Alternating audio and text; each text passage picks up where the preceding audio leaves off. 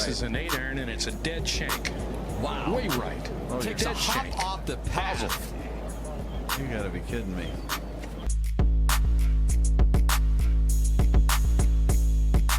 Very tough pitch shot right here. You got to hit it into the hill. One hop up and bite, and it's in. Kind of like that.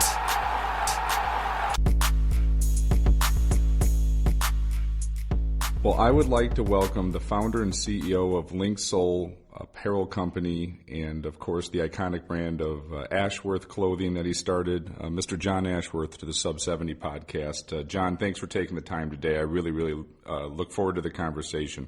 Thanks, Jason. Nice to be here. How you doing? I'm doing well. I'm doing really well, actually. So, yeah, this is fun for me. I'm supposed to be, ask the questions and sort of be the journalistic part of this, but it's very cool for me since I wore Ashworth clothing in the late 80s and 90s when I played college golf and high school golf, and it's very cool to have you on the podcast and knowing for how many years I wore that brand of clothing and definitely wear some of the Linksoul stuff now. So this is very, very cool for me to be able to do this today, so I really appreciate it. Yeah, no problem. It's good to be here, and I'm glad you enjoyed your threads way back then in the old days, and hopefully now in the new days. I've been a long time customer of the stuff and have just always connected to the brands that you started. So we'll get into it, but like I said, it's very cool for me on a personal level to be talking to the founder of the clothes when I really started getting into golf in high school that I was wearing. So, and like I said, still wearing your stuff today. So like I said, this is cool. First thing I was going to ask you is, how's your golf game these days? How often do you get to play? And when you are playing, is it mainly at the Goat? Is that where we can find you on a Friday afternoon playing some golf? Yeah, it's mostly at the Goat, although, I travel a bit and take my sticks whenever I can. I've played a lot of golf this year, man. I've played a lot. I've kind of got not rededicated, but I've got into just playing more and really into it. And I look at it as a practice, much like I guess yoga is for people. And I do a little bit of yoga, but I sort of make golf my practice in terms of just staying in shape, staying fit. It's this never-ending freaking maniacal game that you can never get to the end of anyway, right? But anyway, I enjoy it, and I try to play a lot of it, and I don't care so much about getting better. I just feel like if I use it sort of as a sharpening stone for myself, and I enjoy it, then that's what I do. Well, with the trips you've been taking and playing a little bit more, is there a few courses that you went to recently that you've just fallen in love with, or any of the great ones that you've gotten to play lately that you can give us a little bit of a field report about? Oh yeah, most of these I had kind of played before, lucky enough, but I would say, my road of this year, man, has been I'd say started, in my neighborhood, which is Oceanside, Carlsbad. Javier is a really, really nice track. It's in Carlsbad. Of course, I played Torrey North, and then the Goat in our neck of the woods. Those are kind of the three courses I would play. And then I was able to play in Matt Gianella's little tournament he throws up at Bandon Dunes. And, I'm sure you've probably been. Have you been to Bandon? I have not done the Bandon trip yet, no. It's on the list. You got to put it on the list, yeah. It is. So did that one, and I really love them all, but Bandon Trails has really turned into this just magical spot for me. I just love it. And then went over to Ireland and played Waterville and Lahinch, which are both amazing courses. Played in a tournament, father and son tournament at Waterville with my son Max, and we just had an absolute ball. So that was a real highlight for the summer. And then played Forest Highlands in Michigan, which is kind of where are you located? I'm in Jason? Sycamore, Illinois, so I'm in that Midwest Yeah. region. So yeah, that's a good one. So that's not far from you. Have you played that one? I've not played that golf course, but we've done the Acadia Bluffs, kind of up that side of it a little bit. So I've not been up. I keep going out to the Sandhills in Nebraska. When I have the time off, I wind up like heading out west to play Dismal River or Sandhills in that area. That's kind of like my default to go decompress from the world for a couple of days. So I've been going out there quite a bit, but not as much as up in Wisconsin or Michigan the last couple of years. But I mean, some great tracks in the Midwest right now. Oh my God, yeah, they're really good ones. And put that on the list, man. It's really good. They got that loop course, which you can play backwards and forwards, and it just kind of blows your mind. And then, in the original Forest Dunes, the Weiskopf course is really a good course, and they just put in a par 3, which is done by Keith, Riley and Reb. You know, the guys that fixed up Winter Park 9. Yeah. Really good guys and good eyes, sharp eye. That'll be a lot of fun. I played the Weiskopf one up there, which I agree with you was great. Like I did that one 7 or 8 years ago. That was fantastic. Oh, cool. Yeah. But anyway, trying to think where else have I been. Whistling Straits, which was, you know, we had a Linksoul LS 2-man tournament. We do these tournaments. We did like 4 of them this year. They're really cool. We call them LS 2-man. So it's a 2-man format. You know, best ball, and then sometimes we change it up a little bit. Like we're having one up in Pronghorn, and there's actually a couple of spots left. If any of your listeners out there, I don't know if this is live or not, but No, but we'll have it up next day, so be within a day or two. Okay, so it's up in Pronghorn, up in Oregon. Beautiful Fazio and Nicholas courses, and that one's going to be a match play format. So, you know, where you play, have you ever played that thing where you play 9-hole matches in a flight? 6 other teams? No, but like on a lot of golf trips, we'll do 9-hole matches and kind of, you know, flip the teams up, which makes it kind of a fun day because you can go out and kind of switch the teams. I love that format where you can kind of do it on 9. Yeah. It's a great idea. It's a great format because you get to meet a lot of guys, and it's, you know, it's kind of like a fast break match. You know, you can't mess around, man. It's game on, you know, from the start.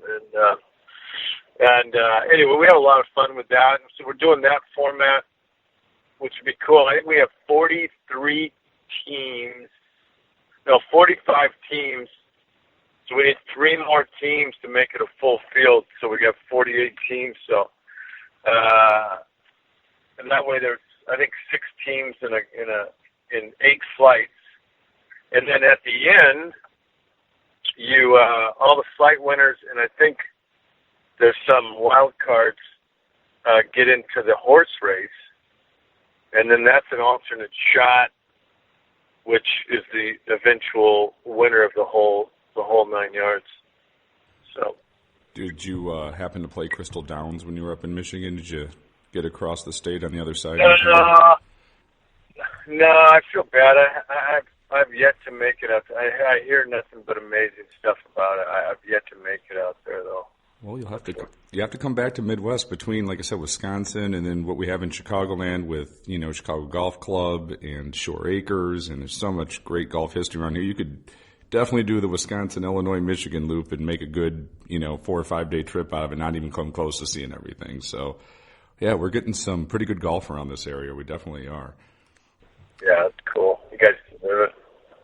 Well, I was going to ask you about Goat Hill Park, and I love what you did with bringing that back to life and the vibe you have out there. I haven't played it yet, but just, you know, it would be a place I know I would love to play, and sort of what you guys are doing, you know, with it and what you've achieved. What sort of was, for the listeners, the history of the course, and how did you get involved, and how did you have this vision for, you know, what this little golf course could really prosper and turn into? Well, it was kind of like this perfect storm of a lot of stuff going on. I mean, obviously I've been in golf my whole life, and actually, you know, got my degree in agronomy, so I've kind of had my interest in, you know, turf grass management, like golf course design and stuff like that. I never went that direction, but I have a background in that. And then I grew up in the area, so about 20 minutes from the golf course, and it wasn't my home course or anything, but it was built in 1952, and it was a 9-hole course. But in the 70s, I used to play it as a junior and like in high school against the other, the high school team from that area. So I knew it pretty good. And then, fast forward, 40, 30 years later, whatever it is. And then Linksoul now is on the Coast Highway in Oceanside, California. And me and my nephew, who's my co-founder, Jeff Cunningham, and a bunch of buddies, we'd play up there because it was like, at one point it got turned into an 18-hole short course. It went from a 9-hole par 36 regulation to a redesign into a par 65, short course, which is kind of unusual. But the course was usually, the greens are always okay. The course was in shitty shape, but the greens were okay. And then all of a sudden, it started really going downhill 2008, 2009. And there, take that back, 2010, 2011. And the city just quit giving the guy any money to take care of it. It just really went downhill. We had a drought, and anyway, long story short, it was in the shambles, and I really think they wanted to get rid of it because it's literally sitting on about $100 million piece of property. It's 75 acres with an ocean view in Southern California. So, it's a nice piece of land. And they put an RFP out to the community, development community, hoping that somebody would come and go, hey, and they did get a bunch of developers that came in with plans, and sort of on a lark and last minute, we put a plan in just to fix it up and make it the home of the North County Junior Golf, and keep it a green space for people to, go enjoy, and yada yada yada. Anyway, the whole community got behind us. We ended up winning the RFP process.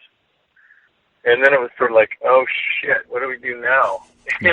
Now you got to now your reputation's on the line to make this work, right? Yeah. So it's kind of like, oh my God. But we sort of hung in there, persevered. We got really lucky. A couple of really lucky breaks went our way, and here we are 5 years later. The course is in pretty good shape. We've had a couple big events out there. Our play has increased every year. It's now, my whole goal is to make it sustainable and make it a place that, everyone can enjoy. And it's the home of the North County Junior Golf. We started a caddy academy. Last 2 years, that's grown. We got this really cool nonprofit caddy academy in place. We kind of rethought the whole process. Though we don't have a dress code. We welcome dogs. We play music around the clubhouse. We have disc golf. We're pretty much. People respect the integrity of the game and the etiquette, but I think in today's world, you really got to make it welcoming so that people don't feel, intimidated or, out of place. I'm talking to everybody, but especially beginners and it's a development course like that, and it's been really super fun. We built this little 3-hole kids course called the Playground, which is on about an acre of land, and the 3 holes are probably 40. It's a little loop of 3. They go around in a circle. They're like 40 yards to 50 yards long, and it's literally built for a 4 or 5-year-old kid to go out there and have fun, and that's been it's been hugely like successful in terms of just people are stoked to be out there, you know. Yeah, and I was going to say it makes sense, right? I think especially to get people to not be intimidated, and some of the architecture that happened in the 90s where the golf courses got harder and forced carries and deep bunkers, and I've talked about this on the podcast, and it's so much different than like the little golf course I grew up on, which was a 9-holer, and you could run everything up, right? It was fun. It wasn't overly difficult. I think we may have lost our way a little bit in bringing back, a par 65 and having some holes for kids to go out. And, yeah, even where we play most of the time, if the guys are 15 under, they want to listen to music and have fun on a men's night, even on a private club. Society's kind of going that way of enjoying yourself and maybe not as formal. And there's, some clubs that are formal and they should be. But there's also a spot for where I think what you're kind of doing over at the GOAT. And I think it's great to get people, especially so golf is hard enough, I always say, to not have it where they can't make a few pars and it's not intimidating, right? I mean, I love that idea of what you guys are doing there. Yeah. Yeah, it's been great. I know you lived in Scotland, and the way they sort of play golf and view golf and how golf is involved in the community where they live, did that sort of influence as well as sort of what you did with the GOAT? Oh, yeah, huge influence. Yeah, they make it really, just the hub of the community, and, you go to these, I lived in a little village between Gullen and North Berwick called Durlton. But basically, I was a member of Gullen. I don't know if you've ever been there or not, but it's pretty well known. Yeah. It's right next door to Muirfield. But anyway, yeah, they have kids courses there, which that's the first time I really saw that. I'm sure they were around, but there's a little kids course in Gullen. There's one in North Berwick, and and it's just so welcoming, and chance for kids to learn, just to be comfortable on a golf course and not be intimidated, I think, is a huge factor. And then also to get to be out there with their parents or their grandparents and, sort of learn the etiquette of the game and all those little intricacies that if you play golf for a while, you kind of take for granted, but there's a lot that goes to it, with it. So it's nice to have that sort of training ground, I guess. And then Scotland too. When I first started going over there, like in the early '90s, you'd be hard pressed to even see a golf cart. I mean, every once in a while there would be one that was a handicap for handicapped people at a golf course, but they didn't have fleets of cars. It was just like didn't have them. I mean, you were walking no matter what. And I personally love to walk. I think that's what the game's all about. And so, I mean, we have golf carts at the GOAT, but it's super hilly and it's not an easy walk. I walk all the time, but I tell people it's like a perfect Versa climber. You're going up and down, you're getting a workout, but you're playing golf. So what's wrong with that? Hey everyone, it's Jason at the Sub 70 Podcast. Wanted to let you know that later in the podcast, John Ashworth is kind enough to be putting out a coupon for 25% off any purchase on Linksoul golf apparel. More than generous of John to do so. So listen for that later. You'll get the coupon code. Hope you guys can use it. And also from the Sub 70 equipment side, what we do, some exciting news that the $699 iron, which has been our most popular this year, will also be available in a pro version with a reduced offset, thinner top line, same face technology, but for a little bit better player who wants a little bit more flight control. This is the cool part of being in the factory direct model that we're talking to our customers all the time. And this is something that we heard over and over that the customers potentially wanted to see, so we're bringing it to market. A few months away, but it's kind of exciting for us from that standpoint. $699 irons are in stock and selling well, along with the $699 utility iron. Of course, if you guys need help with anything from a fitting standpoint or questions about the equipment, myself or Jay or any of the staff is always happy to help you. Thanks again for the support, and hope you're enjoying the podcast. Thanks again. How else is golf viewed different when when you're not over there on a Scottish golf trip, when you're actually living over there? Like, what else did you take of how they view golf different than we kind of view it over here? And is there a part or two, besides it being more family oriented, is there a couple other maybe more nuanced things that you learned when you were over there that you really admire and enjoy about, golf in Scotland or maybe Ireland? Or I've been fortunate enough just to do the Southern England trip, which was also great. And I saw the same thing you did with, play rye and, dogs are on the course and the holes are close together so you can walk it easier. I mean, I loved the vibe of the Southern England trip. Is there parts that when you live there you sort of really picked up on as well that kind of has stuck with you or you really admire about how they view it? Yeah, I would say there's such a good knowledge of everyone, because the villages aren't very big, right? I mean, guys, you'll have Gullen's probably, 3,000 people, and there's 3 golf courses, plus a kids course. So it's like, North Berwick, there's 2 golf courses. There can't be any more than 2,500 people. And so, everyone plays, really. I mean, I wouldn't think there's not many people that don't at least have a knowledge of,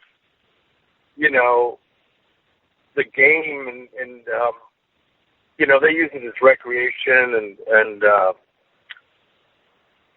you could go into the butcher shop and, the guy's going to know that, who won the monthly medal and, just stuff like that. It's just so part of the culture that, I just love that. I mean, it's just it's like golf the way it really should be, I guess. Yeah. I don't know. It's just crazy. I love that part of it. The fact that, you're walking down the street and the lady that works at the bakery thing, she's coming in for 9 and, going to work or something, rolling her pull cart into the shop, and you just see stuff like that. It's crazy.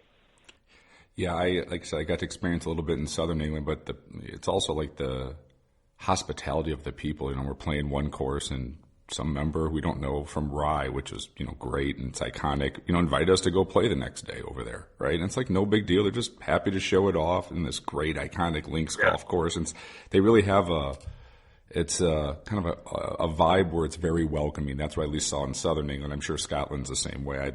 I love their culture of golf over there. It's I definitely got to get the Scotland trip in at some point, so it's definitely on my list. Other tracks you played over there, was there any other golf courses, just architecturally, that, maybe not the obvious ones of the old course, which, everyone says once you learn a little bit is great. Was there any other that really stood out to you when you were living over there and had time to kind of travel and play?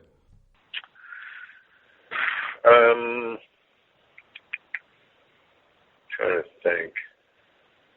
I mean, played all the ones on the East Lothian coastline, because that's where I was. So, I mean, Dunbar, which is up around the corner. That's kind of a sleeper good one.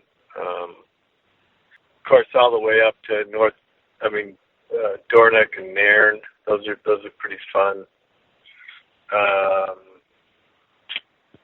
Shoot. Did you play Muirfield when you were over there?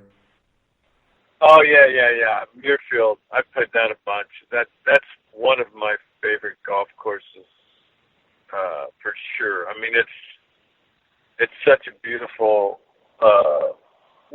it's just such a perfect routing in terms of the holes and it's such a great driving course for a links course. It's very elegant. Like a lot of links courses you play that are kind of rough and tumble, and you get up on a tee and you go, Jesus, where the hell do I go, I mean, there's maybe one of the, number one's kind of like that, but after that, it's telling you, okay, you kind of want to go this way, and you got to just step up and hit, a draw or a cut off this bunker, off that bunker. It's right in front of you, and if you hit it good, man, it feels so good because you got to hit it in the spots. Anyway, I love Muirfield for sure.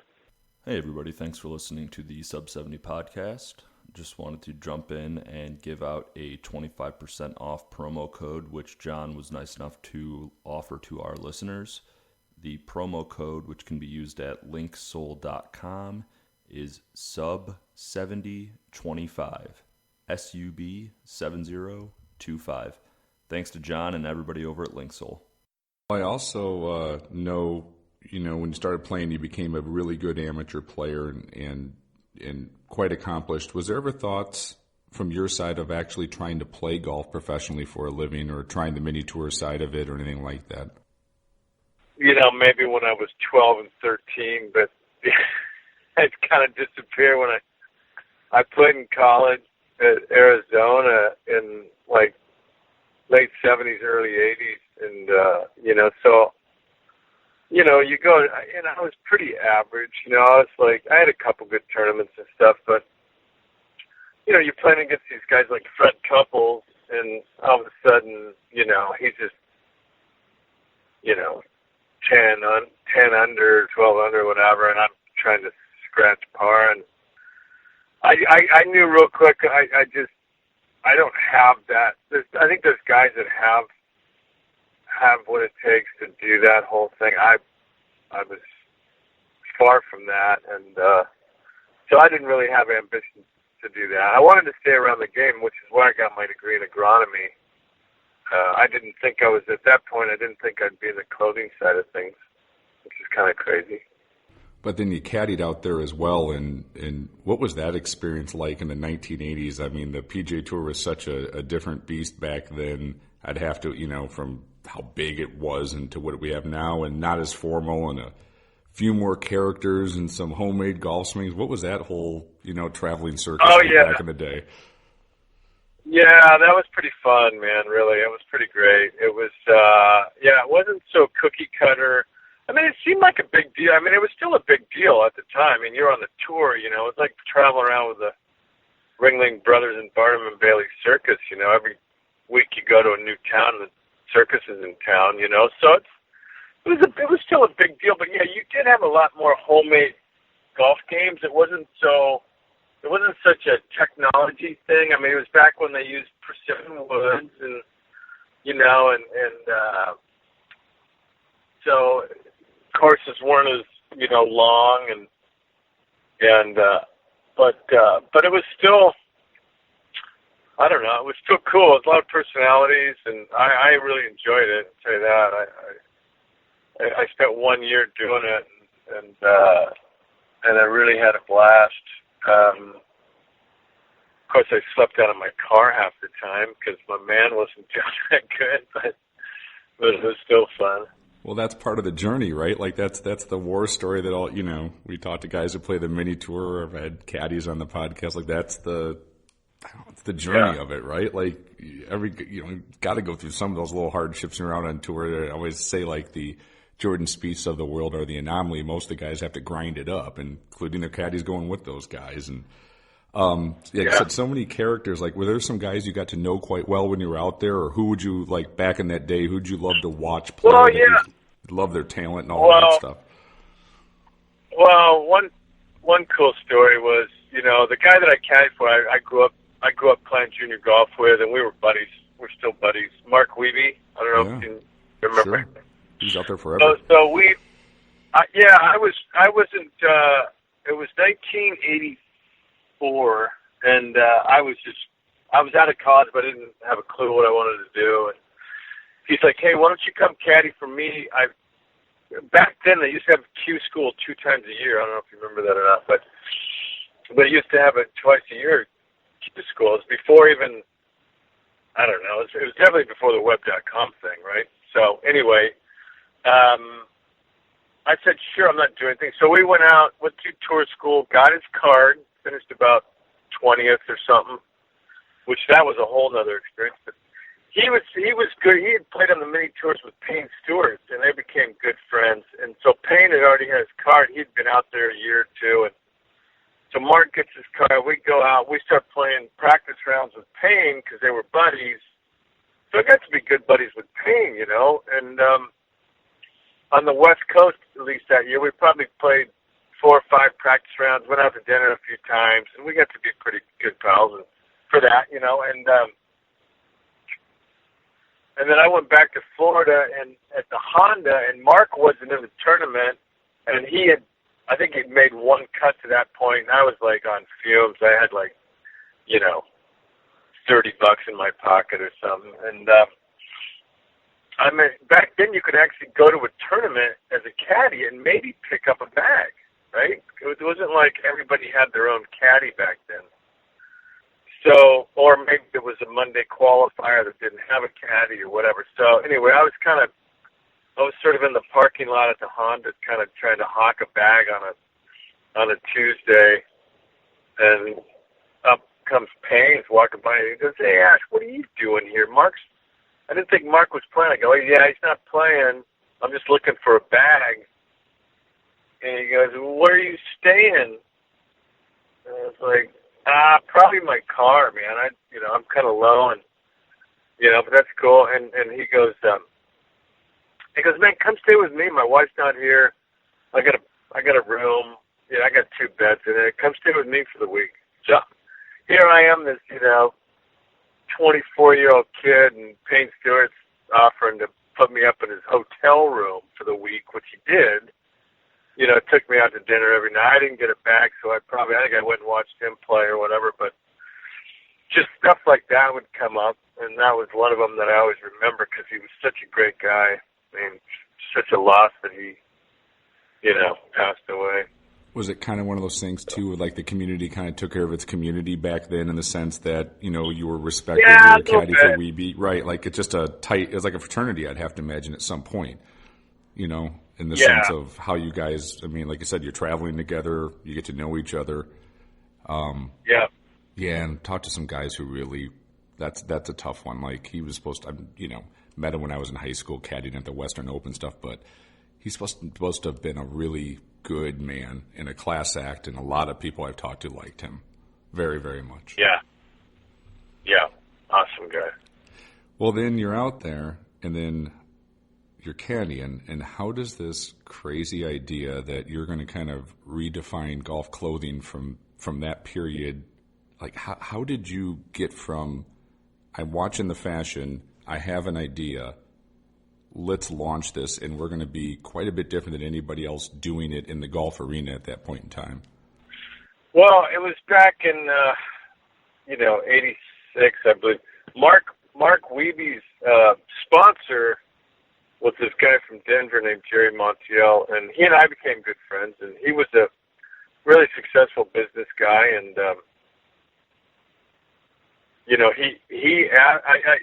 I think I was at the point where I was like, I'm only going to do this 1 year. I don't want to be a lifetime caddy guy. It was a different time. Like, today's world, let's say if he was, making some money, I probably would have thought totally differently than that. But I was sort of like, I need to go figure out what else I'm going to do. And Jerry was starting a new business, and he asked me to come work for him, which I did. And I moved to Denver, and I was a buyer and a merchandiser at a big sporting goods company and a sporting goods store, and I actually was buying the golf gear. So the second part was seeing what everybody else was doing, right? So unfortunately for him, the economy sucked at the time, and he decided it wasn't happening for him, so he decided to close his stores. And he asked me if I stayed on with him and helped him go through this process, that we'll figure out another business to start. And I'm like, okay. So we got to talk, and he said, well, what would you do if you could do anything? If you started something new, what would it be? And I said, well, I just think there's a real need for a different option for clothing for golfers. It's like there's not anything out there that I would want to wear as a guy my age, 26, 27 years old. Unconscious of what I wanted to wear, and he thought, bingo, man. He wasn't much. He played golf a little bit, but he was a pretty smart business guy, and he's just like, boy, that's a good idea. So we didn't really know what we were doing, but sort of we raised a little bit of money, and I moved to LA to try to figure things out, and he stayed back in Denver and was sort of like on the operational finance side, and before you knew it, we had a sample line, and I was out trying to schlep it, and It's tougher to do that in today's world, again, because back then, you know, it was more of a cottage industry. It was like there wasn't any Nikes or Adidas's or Under Armours or Polo even, or there was just smaller companies that were, you know, true golf companies. And I remember those companies. Yes, yeah. I mean, just that they just did golf clothes. That was it, right? Arias and all those companies just did their little niche. Yeah. So that's what happened, and I think our deal was so different. And then Fred Couples, everybody loved, of course, and you know, and then we had John Cook and Ernie Els. And we got a good stable of guys that were good guys, and you know, they looked good, and you know, and it wasn't as quite competitive, and so it was just good timing, to be honest with you.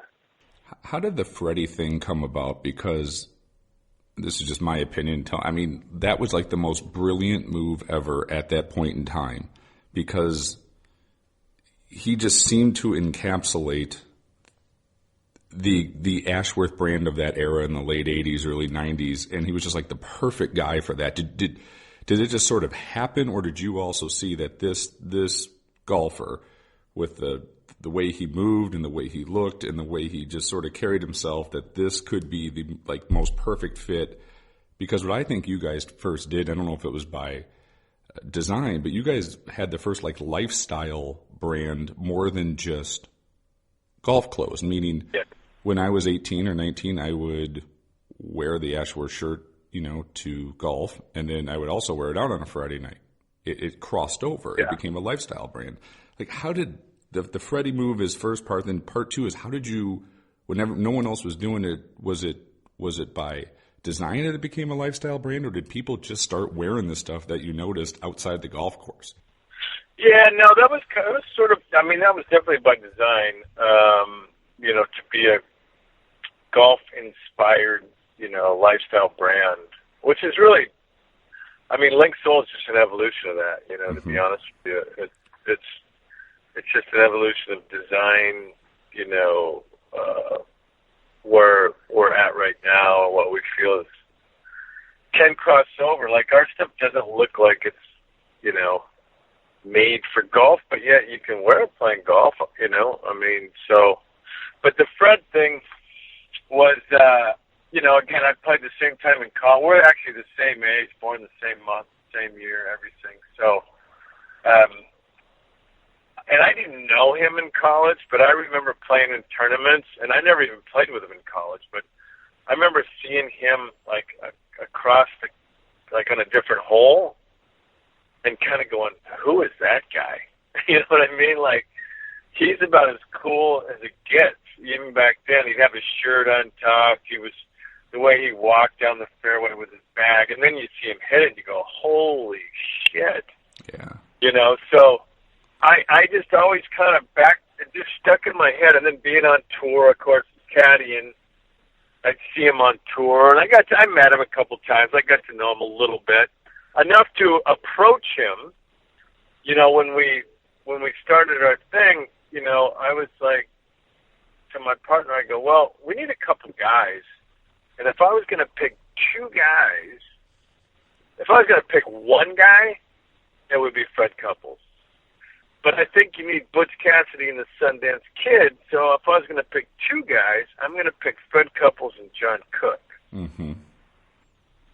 And so I just went and talked to him and kind of we ended up giving him a little equity in the company, and, you know, over the years, bonus plans and all this kind of stuff. And yeah, no, it was perfect. It was absolutely perfect. And then with Linksoul, how did that come about? And like you said, sort of a continuation of that thought process of a lifestyle brand beyond just golf. But, you know, what inspired you to say, okay, I want to do this again, and I want to do this take on it? And you know, what do you think really makes Linksoul different from the other, you know, clothing lifestyle companies that are sort of out there competing in your arena? I just feel like, again, like an evolution. Like I enjoy, this is my craft to make clothing, and I've come to really enjoy it. I like the process. I like being creative. People need clothes, which is cool, and so, it's kind of a really long story, but the whole Ashworth thing I thought was going to come back. I left the company in '97, and then I was asked to come back in 2007, and it was just a shambles, really, and it kind of lost its way from a design point of view, from an energy, and just it just got sort of really corporate and stiff, and anyway, so I just came back as a consultant and checked it out, and I thought, wow, this is really a nightmare, I don't know quite what to do, but started to dig in to try to dig it out, and then TaylorMade Adidas bought it. I don't know if you remember that, but I do. But yeah, and then that didn't really help things out, to be honest with you. I mean, they even said, hey, John, here's your office, but you don't even have to come to work, which was kind of weird, I was like, what? So they ended up paying me pretty good to not do anything for about a year, and then I couldn't deal with it anymore. So I started, brainstorming, thinking, God, there's still a need for good stuff out there. I mean, it's either you look like a Teletubby, bright blue pants, white belt, weird shirt, I mean, I still can't believe the stuff that guys wear to play golf on the tour. And I don't know how they can feel good because they just look silly to me. So I just feel like there's a way to wear clothing that doesn't have to feel like that, and it can go a lot of different. Guys that are amateur golfers, I personally don't know who would want to go. Oh, I'm going to put my golf uniform on today because I'm going to golf one day a week. It's like, no, I want to make stuff that people are going to wear. Oh, I can actually wear that to work if I have a casual workplace. If I don't have to put a suit and tie on, I can wear Linksoul to work, which is really cool. And then if I'm at work and somebody goes, hey, let's get off and go play 9 holes, boom, I don't have to do anything. I'm in. I'm going to go play 9 holes. So that's kind of like the way I think about it is I want clothes to be very transitional, very comfortable, can go many places. Sure, we can make specific clothing for, weather and stuff like that, but it should be able to have a lot of uses. I love it. You know what I mean? 1,000%. That's like I said, I was all in 1990 from that standpoint of the stuff crossing over. Is there ever a chance, since the brand is it's shelved right now for Ashworth, do you ever see where Linksoul and Ashworth could reform and kind of niche that into what you're doing now at some point in time? Unfortunately, I don't think so, but I don't know. I mean, you never know. I always felt like I would come back around to it, but they just sold it to the company in that owns it in Asia, so I don't know what they're going to do over here. If nothing, they might not do anything. They might just take it and go to Asia with it. But I'm pretty happy with Linksoul. It's fun to do. I'm doing like I said, I'm doing it with my nephew, and my brother's involved, and so one of my sisters is involved. So it's a small company, but it's going the right direction, and we make a lot of really good stuff. Last one I got for you. How has Linksoul changed since you started Linksoul in the evolution of the brand, and what are you most excited about for the next, say, 1 year, 3 year, 5 year going forward with the brand? Like what are you still most inspired by to see happen, or what are you most excited about of where you think you can take this? Well, the very cool thing about about today's world is the fact that, I can develop a relationship right direct with people. That didn't, the internet didn't exist back in the Ashworth days, right? So, I mean, there was only one way to do business, which was, to sell wholesale and then, and all that. So it's been very cool this time around to be able to, sell what we make direct to consumers. So it's, you can develop that relationship with them, which has been great. So I'm excited about that and exploring that and getting better at doing that. And then the clothing thing, I just, like I said, I really love the process, and I've been working on, I love the textile part of it and trying to come up with great fabrics that, are easy to care and they're comfortable and they're lightweight. And I've been working on a group of new fabrics that are really sustainable. So it's organic cotton blended with the recycled polyester. So it's, I think in today's world, you got to be very mindful of, your whole effect on the planet. And I think that some of the things we're working on that you'll see in about a year are going to be great. I mean, they still feel and they wear and they look amazing, but they're a lot better for the environment, which is great. It's exciting stuff.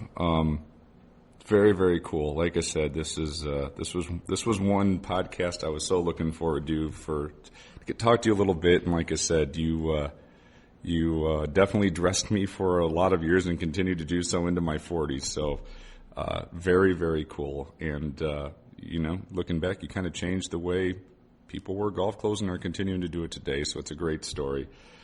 Thanks so much for your time. I truly enjoyed this, and I know what you're saying about getting to know the customers.